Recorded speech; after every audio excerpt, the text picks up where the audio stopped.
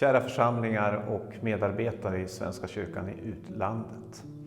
Jag vill hälsa er alla inför den kommande julen och sända en hälsning med tack för det år som har varit och för allt arbete och engagemang som har skett i våra församlingar, inte minst nu under adventstiden och alla julbasarer runt omkring i Skut.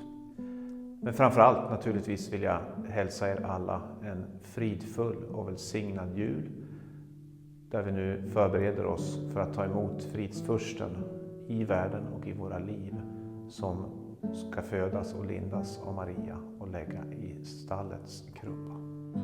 God jul, kära församlingar, och Gud välsigne dig och ert julfirande.